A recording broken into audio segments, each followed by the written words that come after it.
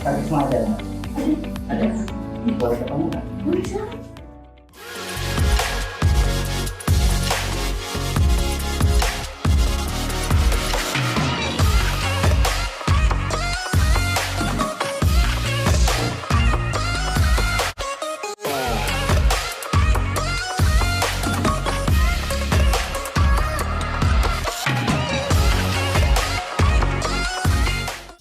Hai guys, dan hari ini sosok inspirasi siapa lagi yang akan kita ngobrol bareng. Nah, hari ini sudah ada Mas Dimas. Yes. Hai.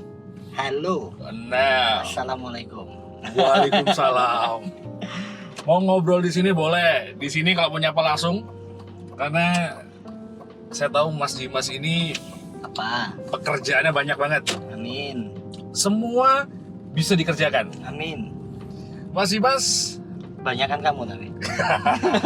kalau boleh dibilang, orang bilang, atau kita ngomong Samit aja ya? Samit Ben, boleh. tapi Samit aja Malang banget. Malang banget. Nah, Mas Samit ini apa? Maksudnya backgroundnya apa? Berawal dari apa? Aku sebenarnya dancer ya. Bukan ya. Kita ngomongin showbiz ya. Ya, Kalau showbiz aku mengawali itu di nyanyi. nyanyi. Dulu itu aku anak indie gitu. Oh, anak indie. musik indie, Oke. genrenya hip hop sama teman aku di belakang ini Mas Reza ini. Tahun 2005 ya saya.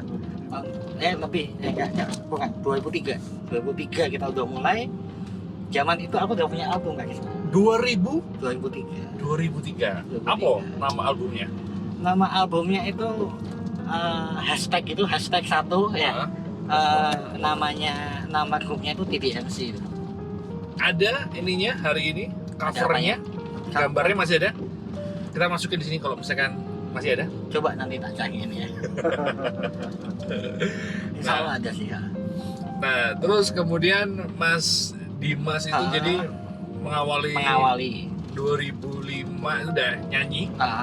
Kemudian apalagi Mas Dimas? Habis itu ya biasa ya anak entertain waktu itu aku ikut di band kafe-kafe gitu. Oh. Setelah itu ngisi yang sangkut pautnya sama yang tak lakuin saat ini. Ngisi di Sweet Seventeen. Oke. Wedding zaman dulu ya. Akhirnya dari situ kenal sama dunia event. Tapi DJ juga DJ bisa. Tapi bukan DJ ya. Oh, bisa. Bisa. Oke. Terus apalagi kalau misalkan kita ngomong Mas Dimas Samit. Kalau passion personal pribadi sih aku lebih suka disebut musik produsernya. Oh, musik produser. Ya. Jadi bikin jingle juga, Bikin lagu, bikin jingle, bikin lagu. sesuai pesanan. Tetap ya, jualan sesuai pesanan. Jadi beberapa ada 2-3 tempat wisata di Malakaya ini yang lagunya aku yang bikin. Oke. Terus ada beberapa produk juga company di Malang. Salah satunya produk cat. Oke. Terus ada produk makanan kecil. Yang salah satunya juga harus tanda tangan di luar negeri itu ya. Iya. Dan dia teman kamu ternyata. Betul. Si Pak Yo ya. Nggak ngerti ya. Pak Yo ini temannya. Ternyata ya.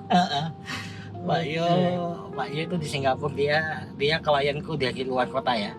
Dari Blitar sih lebih Blitar. tepatnya. Kemarin barusan yang paling garapan paling akhir itu buat tokonya Pak Yo itu.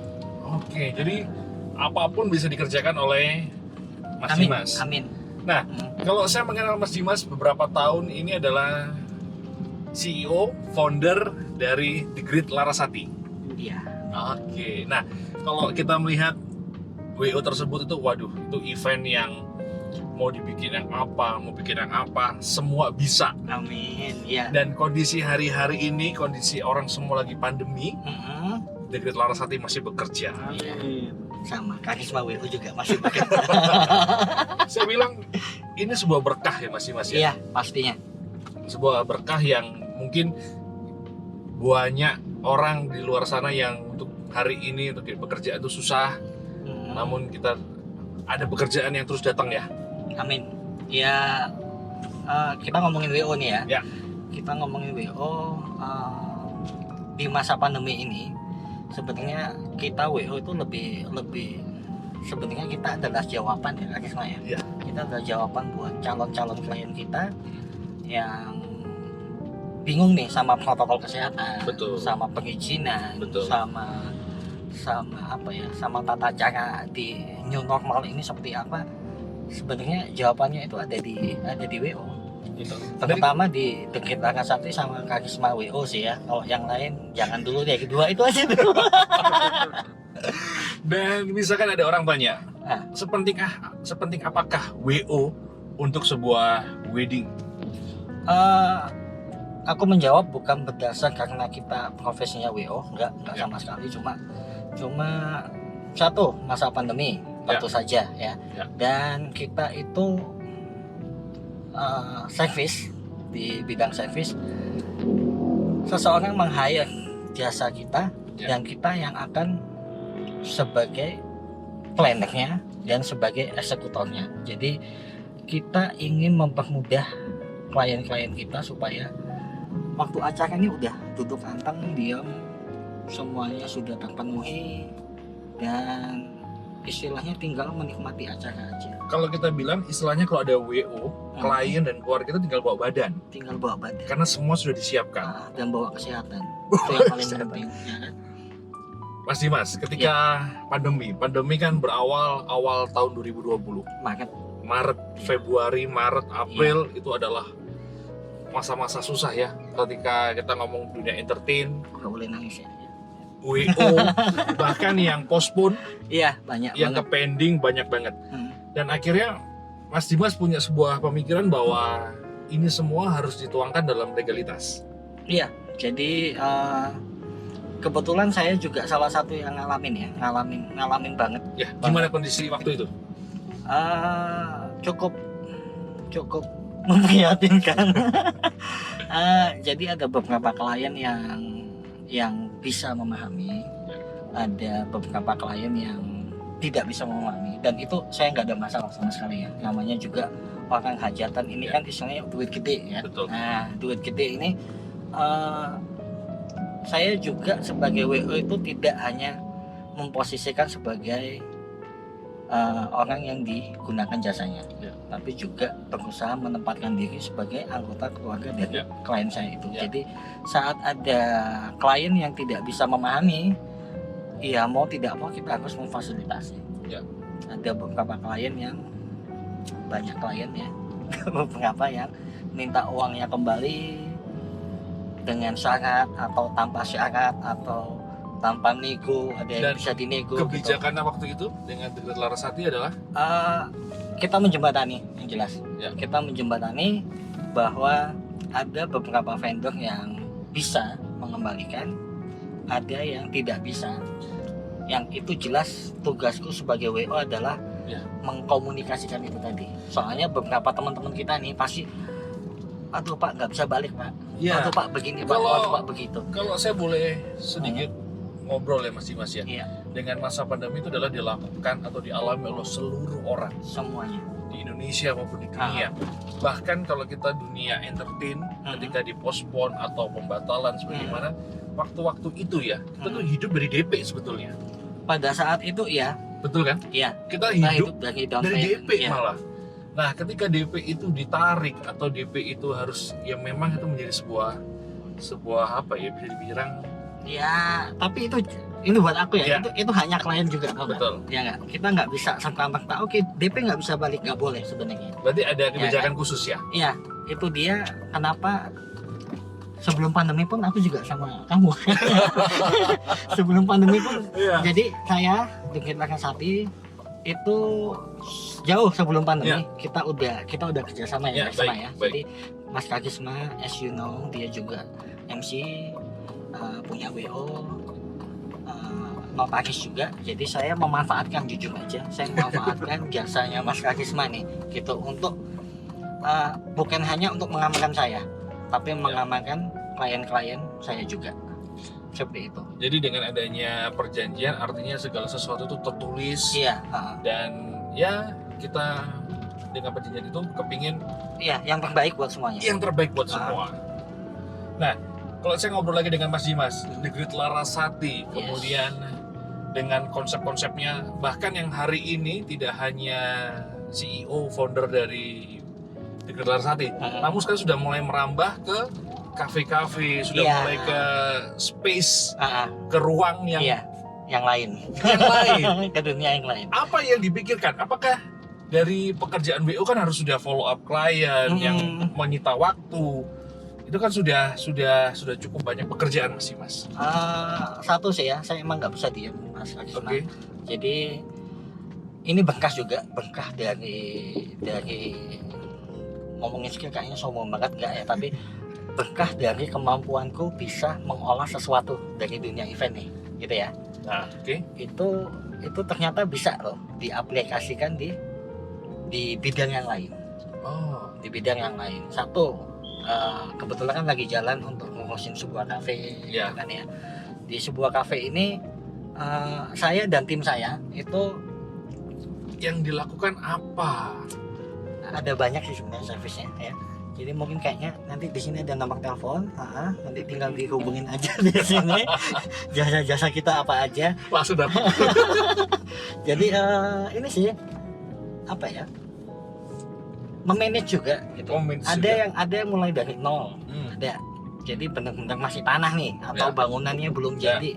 Terus kita masuk, kita konsepkan tempatnya, Ya. kita hiring pegawainya, Ya. kita bikinkan SOP manajemennya dan lain-lain. Dan itu bisa? Bisa banget. Sampai sejauh itu. Bisa. Kalau itu saya bisa katakan bahwa Mas Dimas ini mempunyai jiwa entrepreneur, Amin. punya jiwa kreatif yang segala sesuatu itu dari hal biasa dikemas dan itu bisa menghasilkan. Iya, itu. Nah, Mas Dimas sendiri punya prinsip apa dalam hidup yang akhirnya sampai dengan titik hari ini? Prinsipnya itu balik lagi ya, emang dasarnya orang musik ya. Ya. Prinsip pekerjaan yang tak lakukan ini jujur aja aku ngambil filosofinya dari DJ. Oh, Ya. apa filosofi DJ? Filosofi DJ itu satu, lambangnya DJ ini kayak angka 8 nih, cuman dia tidur gitu ya.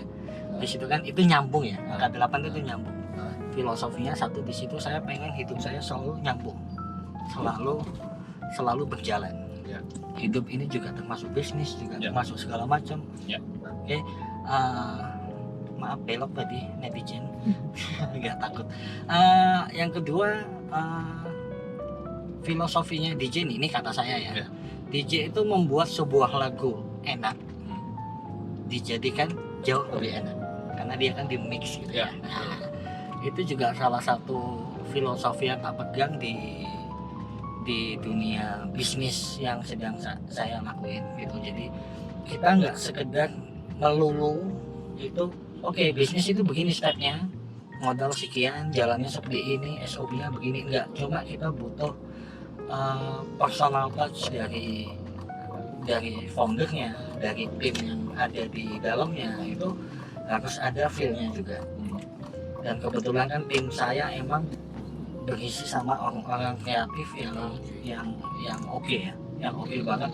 Mereka salut banget sih ya sama tim PGL, Visa Pesona, KVID itu semuanya luar biasa banget. Jadi kita selalu berusaha memasukkan nyawa. Jadi bisnis nggak hanya sekedar bisnis aja, untung rugi enggak, cuman beda ya, ya. Kita kerja pakai nyawa di dalamnya dengan kita kerja gitu aja sekedar datang ke Medan.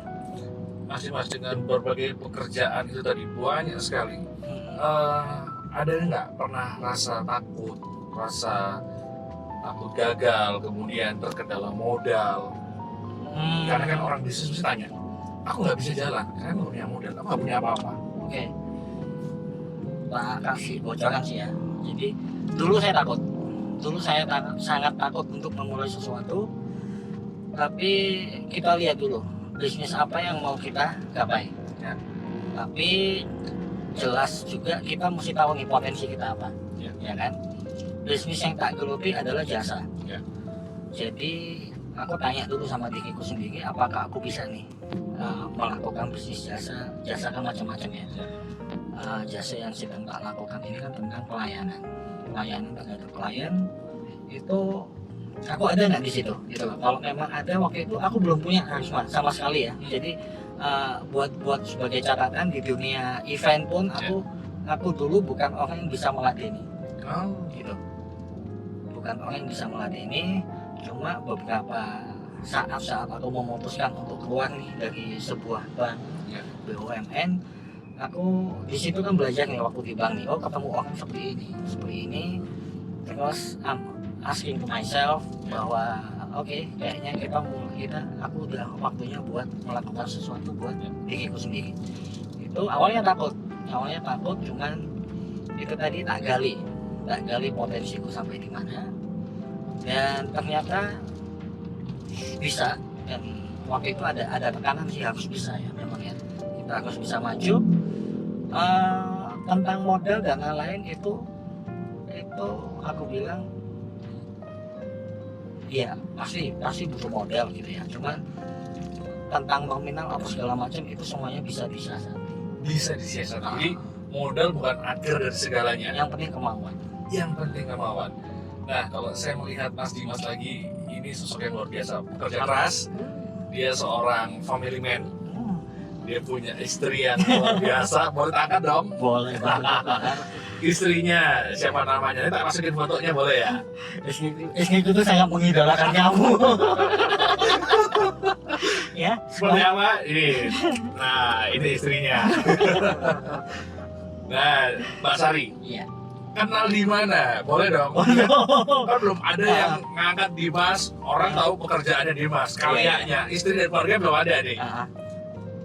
Kenalnya di Facebook. Oh. Tahun berapa? Kenalnya tahun 2000. Aduh, maaf saya nggak salah ya.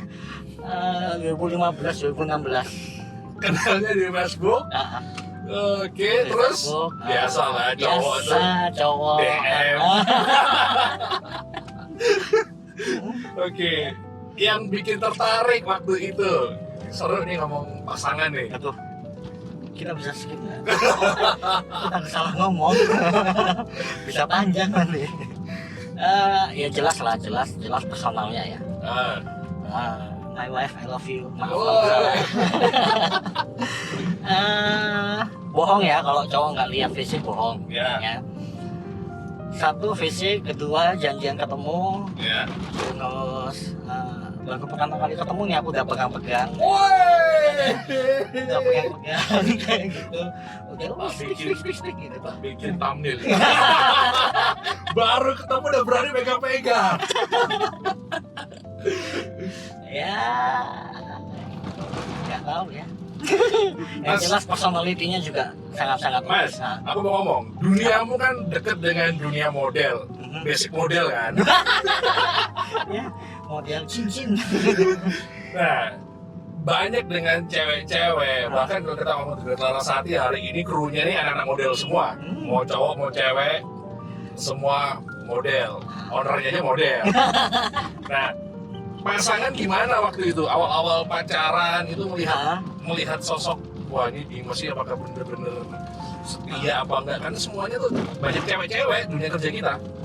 Pertanyaannya ada dua sih. Nah, apa? Apakah dia setia? Apakah dia begitu? Gitu. Dia juga ya. Kalau setia banget, kalau gitu banget. Iya. Dan aku ada di tengah-tengah. Pasti setiap pasangan ya, setiap pasangan pasti jealous, pasti. Dan kalau jealous biasanya saya tahu. Saya tebak boleh jealousnya sama siapa? Boleh? Rabalgun. Bukan. Ini Vinoki. Vinoki. Karena dirimu deket banget sama Vinoki. Iya. Sedekat apa? Sedekat. Aku sama Vino bukan teman kecil juga ya. Kita kenal sudah sama-sama dewasa, cuman satu nyambung nih. Satu nyambung. Yang kedua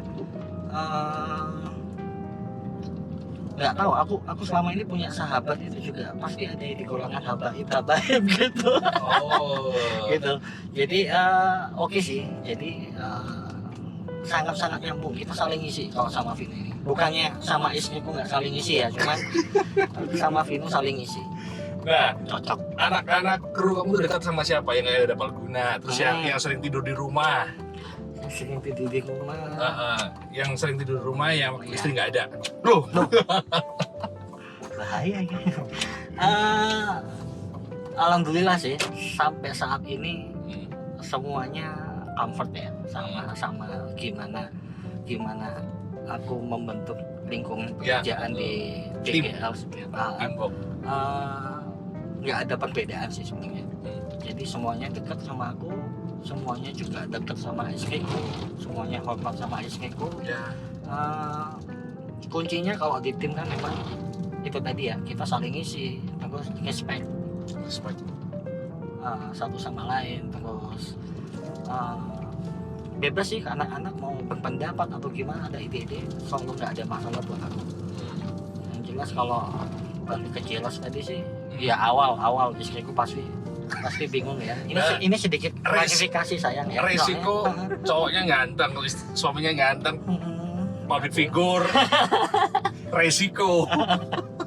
ya enggak gitu juga sih. Cuman dengan berjalannya waktu, soalnya emang aku sama istriku dari latar belakang yang sama sekali berbeda. Sama sekali berbeda. Dia bukan orang dunia showbiz, dunia entertainment, kenal dengan manusia ini, terus yang ya emang banyak nyebelinnya ya. Semua suami itu menyebalkan kok, iya nggak? Kata istrinya. Iya. Jadi ya dengan berjalannya waktu pasti bisa saling Ini memahami. usia pernikahan hari ini berapa lama Mas? 3, ini nggak salah. 3. Masih ingat tanggal pernikahan? Masih dong. Tanggal? Tanggal 7 Januari. Oke, VDC. Iya. Semua pakai baju merah marun ya? Iya. Saya datang loh. Iya, kamu telat tapi. Telat bener. Ingat ya. Nah, terus hari ini Putra cowok itu Esra. Iya. Umur berapa sekarang? Dia 2 tahun 4 atau 5 bulan. Bapaknya sering lupa bapaknya. Enggak. Oktober, November, Desember, Januari, Februari, 4 bulan. Wah, bener berarti. Yes. Pak Sari bener. I love you. Nah, jadi 2 tahun 4 bulan udah bisa apa ini sekarang? Udah bisa macam-macam. Kadang-kadang dia juga nyunggung anak-anak TGL buat ayo loading, ayo. Jiwa IO-nya udah muncul. Dan kabar baiknya ternyata Esra juga ya Mas ya? Apa itu? Ada adik ya? Iya. Usia berapa nih? Berapa bulan? Kehamilannya istriku 5 bulan ya sayang ya. Ngidam apa istri? Syukurnya sih istriku nggak pernah ngidam macam-macam, soalnya aku udah ngancem dari awal-awal kehamilan itu. Nggak ada yang ngidam itu aku gitu. Oh gitu? Oh udah di brainwash ya? Iya udah tak brainwash kayak gitu, jadi aku mau tidur ya aku tidur aja gitu. Nah, dari anak pertama, anak kedua apa yang membedakan pembawaan istri?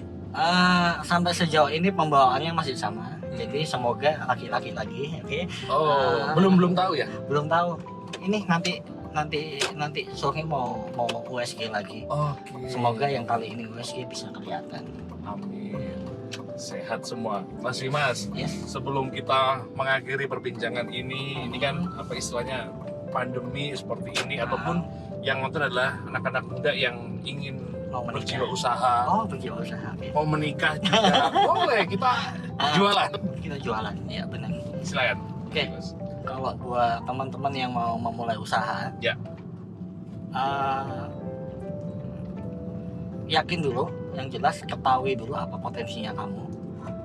Jangan ikut-ikutan kalau mau bikin usaha.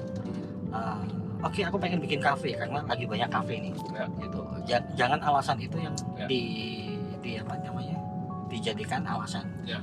Mendingan gali potensi kamu itu apa. Ya. Terus temukan sesuatu yang kemungkinan orang nggak mikirin itu, cuman kamu memikirkan itu. Ya. Jadi itu akan jadi salah satu nilai plus dalam bentuk usahanya kalian nanti. Karena ada beda. Iya, kita harus berbeda, kita harus melihat itu bukan hanya dari diri kita sendiri punya apa, cuman tempatkan diri kita itu kita melihat dari luar juga. Nah, kalau dari sisi orang mau menikah, Orang mau jadi menikah, karena ini kan ya, YouTube kita ini ngobrol banyak item tentang pernikahan, iya, groom and bride, yes. calon-calon klien kita, Hmm. apa yang mau disampaikan, Mas Dimas? Ah, jangan lupa ikat tanggalnya. Enggak, jadi gini, saya sama Kak Mas sama-sama ya kita ya. Ya. Jadi pasti calon klien kita semuanya pasti ada kekhawatiran. Ya. Apakah boleh, apakah bisa, apakah aman seperti itu. Itu tadi gunanya kita sebagai WO nih, Ya. WO, IO atau apapun itu, pakai pelayanan segala macam. Kita akan memastikan semua rangkaian acara yang pengen diselenggarakan, terus tentang protokol kesehatan, tentang perizinan dan lain-lain itu aman, nyaman, sehat, Ya. higienis apa ya, bersih semuanya. Itu demi kelancaran ya. Kalau di Muslim ini kan menikah itu ibadah ya. Betul. Nah, Betul. nggak apa-apa, tetaplah beribadah, menikah, semuanya akan kita aturkan. Wah, Semuanya akan kita aturkan. Jadi di bawah sini ini IG-nya Dikit Larasati, sebelah sini IG-nya Karisma. boleh. Nah, yang penasaran IG-nya Deket Larasati Ya. kita munculkan. Nah, Nah, itu dia. IG.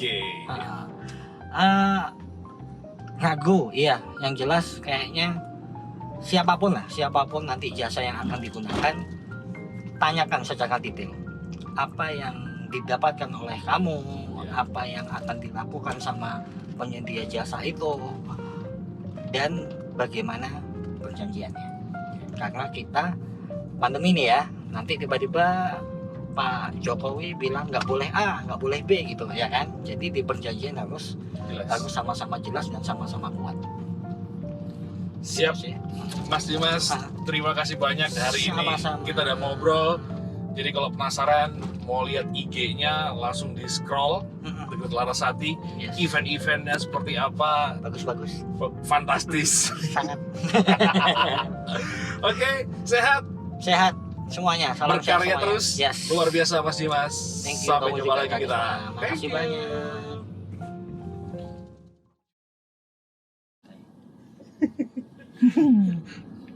Lambeku hem-heman gak anu belas. Asik.